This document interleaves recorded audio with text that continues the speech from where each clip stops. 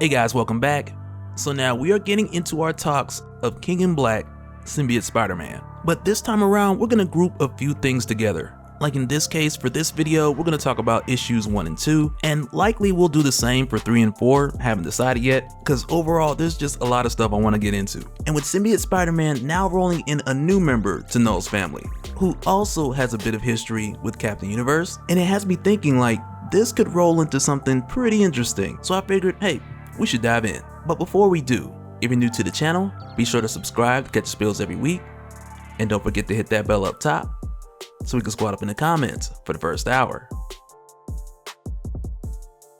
Alright, so jumping into the first issue of King in Black Symbiote Spider-Man. First, I want to clear up for like the general reader that this story, much like the other Symbiote Spider-Man stories that we've covered, like Symbiote Spider-Man Alien Reality, or just Symbiote Spider-Man, that these all take place in the past. And even though certain issues or collections of Symbiote Spider-Man cross over into current day events, the Symbiote Spider-Man series within themselves, they just fill in new narratives between the time that Peter returned from the first Secret Wars and go forward from there, just filling in new narratives that just land in between previous Spider-Man stories that we know. And with doing this, like at times we get a rough reference to when some of this stuff happened, but for the most part these narratives are just like fun ways to throw in stuff retroactively within a number of short stories, just to kind of be like, hey, look what happened back then. And because of that, they're very contained when we jump from one Symbiote Spider-Man story to the next.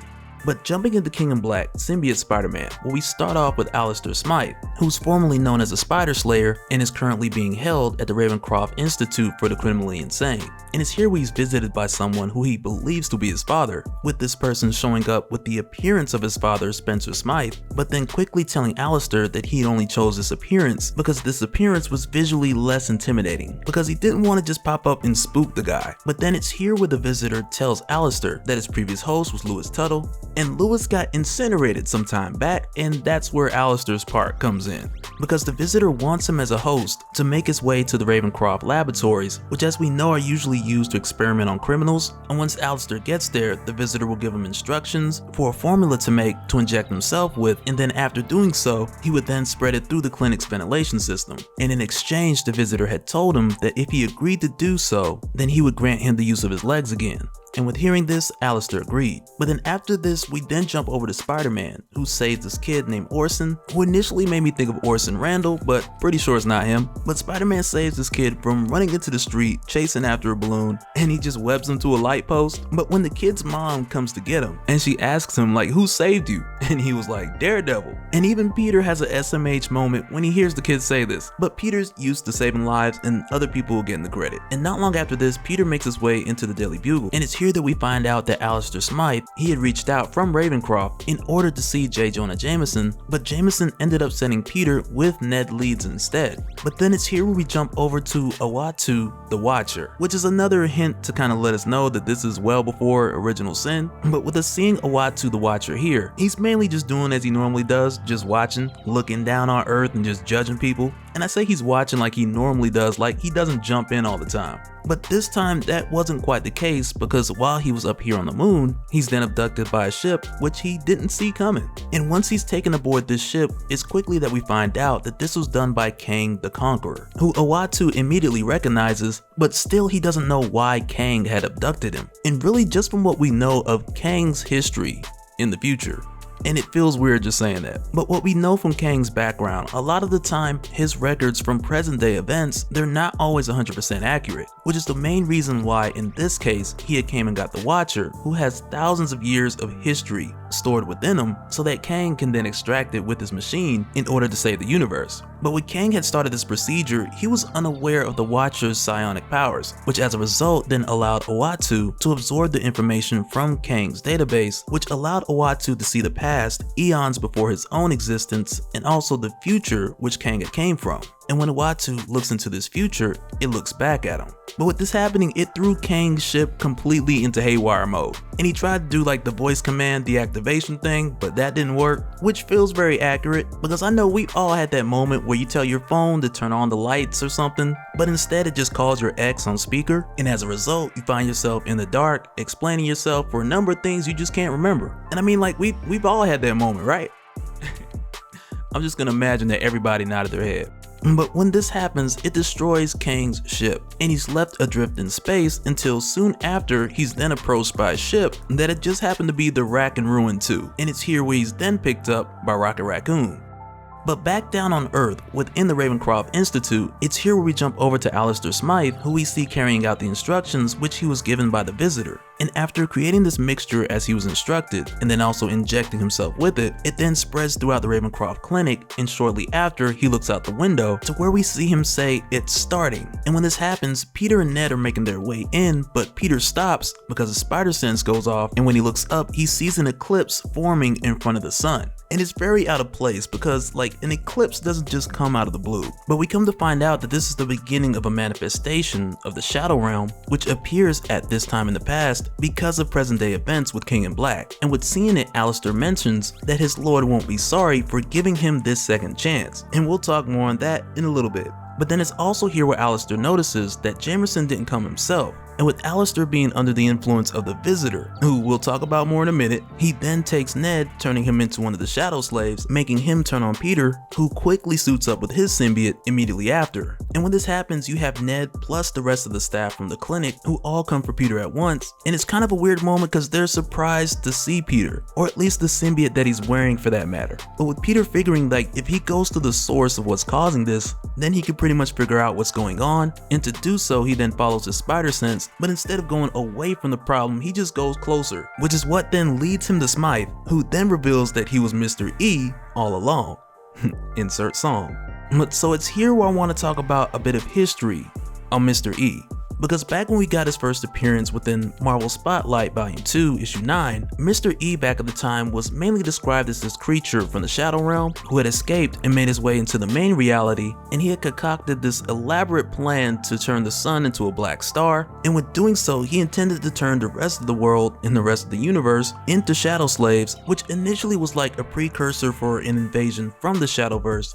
But at the time, not only did he want to do this to create a Shadowverse of his own, but then also to take this army that he's built and use it to take over his own dimension as well. But at this point in time, these plans were stopped by Captain Universe, who was a sophomore kid by the name of Steve Coffin, who had taken over as Captain Universe after his father, Ray Coffin. But Steve had pretty much ended this by punching the ship, which killed everybody on it, I'm sure. But he did this in order to keep it from flying into the sun, which then would have turned it into a black star, which would have potentially threatened the universe. But since this had happened, Mr. E had still somehow survived. And if I had to guess to like how he survived, we'll probably see later that it had something to do with the Shadow Realm and how it kind of has this loophole between what's happening at this point in time and also the events to come in the future. But when Peter gets here and he finds that it's Mr. E looks to him, he says brother, and they kind of get this reach for a handshake, get a hug kind of moment. And with Peter fighting him off, like initially it works, but not long after, his punches go straight through. But it's here where Mr. E then tells Peter that not only are they kin, but also that they're people, and referring to Mr. E and the symbiote, that they were there at the beginning and they will continue to be there at the end. And keep in mind that all of this really doesn't make sense to Peter, because for the most part he just believes that he has a high-tech alien suit, and the ways that it responds to his thoughts and even thinks on its own to protect him, like he thinks all of those are just features that come along with it. But it's also here while confronting Mr. E that Peter realizes like the way he was able to make contact with Ned, it was mainly by just moving without thinking. And with doing so, more or less the suit just did the rest. And that's what Peter does here, and immediately he makes contact with Mr. E and he's once again able to fight back. And right after this happens, the Ebony Blade then comes flying in, impaling Mr. E, which also brings the arrival of Black Knight, who around this time was one of your main Avengers. And when Black Knight arrives, like he asks Mr. E if like the eclipse, like if this was his doing, and in response Mr. E, he tells them like creation moves forward, but uncreation, it moves backwards, which I feel like is another tease towards like the time displacement in relation to the Shadow Realm. But after Mr. E escapes from the Ebony Blade and Spider-Man and Black Knight are trying to sort out like what's going on, Black Knight then tells Spider-Man that he was sent there by Merlin, who had more or less filled in Black Knight by the way of a dream. And as soon as he says that, Merlin just pops up. And when he does, scaring the mess out of Peter, he then tells Peter that Ned is making his way back with the Shadow over to the Daily Bugle, which lets Peter know right away that he's going to kill Jamerson, But then also for a moment, Black Knight, he kind of gives Merlin the side eye with him popping up here in person because it's not usually his form of delivery. And it's here where we then jump over to Ned, who's fighting with the influence of Mr. E, but even with doing so it's useless because he's not able to break out. But over at the Daily Bugle, with Jamerson getting ready to leave after firing an employee by the name of Neil, with the middle name DeGrasse, and we didn't get a last name, so we don't know if it was Tyson or not. But after firing him, Jamerson was like, he's gonna wind up teaching science to 8th graders, watch. And like, I really want to follow up on that, like in the Marvel universe, of course, like just to see how that played out. But just before Jamerson leaves, Ned then shows up, and Jamerson just takes off, and like he doesn't even know what's going on exactly, but like whatever it is, he's pretty sure that Spider-Man did it. Like it must be easy to give the same answer to every situation, like no matter what it is. But then when Jamerson makes his way to the stairs, Ned then cuts him off in the stairway, telling Jamerson that it's too bad that Spider-Man isn't there. And just like that, Spider-Man comes crashing in, saving Jamerson and sending Ned down the stairway, fighting him while he's under the control of one of Mr. E's shadows. And even when this happens, even with Spider-Man saving Jamerson in the nick of time, Jameson's just like, you know, I'm gonna bill you for that skylight. But really, like, had Spider-Man taken another way in that was more cost effective, then there's really no telling what would have happened to Jamerson in that moment. But then it's also here, like at the lower levels of the Daily Bugle, where Peter's going back and forth with Mr. E, who then leaves Ned's body like on a printing press and just leaving him there to roll up to his imminent death. But with doing this, Mr. E's shadow leaves Ned, saying that he believes that it's time that he moves on. And when this happens, Peter has to hurry up and save Ned before he literally makes the front page and becomes breaking news. But when Peter pulls him off, Ned lets him know that when he was connected to that shadow, it's like a two-way street, and that when the shadow had left him, it was making its way to Avengers Mansion. And at this point in time, this is where the Black Knight is arriving at the Avengers Mansion, and when he does, he gets the reappearance of Merlin. And Merlin tells him that this eclipse that's happening is coming from a great evil that can only be stopped by the Ebony Blade, and that this great evil goes by the name of Knull. And it's here where Merlin tells the Black Knight that though at this current time Knull is contained, but at some point in the future, him getting out is inevitable. And when he does get out, he will be a threat to all time and space. And Merlin tells him that it is his belief that Knull is vulnerable to the Ebony Blade, and it's possible that this could be the key to defeating him. And with saying this, Merlin offers to increase the magic of the Ebony Blade, but just before Black Knight hands it over, he asks Merlin like what's his real name. And Merlin kind of trips up like, man, you a D-lister, man, come on.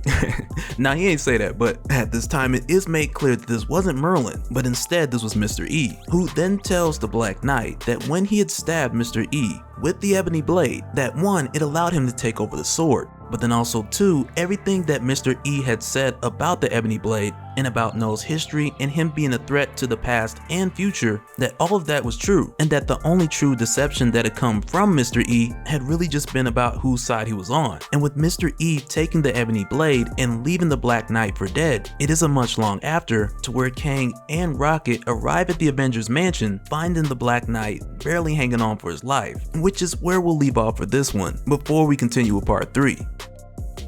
And so now real quick, I want to give a special shout out to all the Patreons. Thank you guys for all your support. And for anyone who's new here who wants more information on how to support the channel, I got a link below so you can go to patreon.com/Dopespill. But that'll do it for this one, guys. Let me know your thoughts down in the comments below, because with the return of Mr. E, like a few of you guys had mentioned in the last King in Black video about how you like the Captain Universe concept coming around full circle after reading these issues before I put up the King in Black video. But also, like within this Symbiote Spider-Man narrative, there seems to be a lot more in play, like with Kang showing up in the Shadow Realm and the references to Knull dealing with time and space. And because of that, it really feels like Symbiote Spider-Man, like King in Black, it may go pretty crazy towards a conclusion, but I'm here for it. I can't wait to see. But also, let me know what you guys think down in the comments below, and we'll do it again on the next one. Alright, later.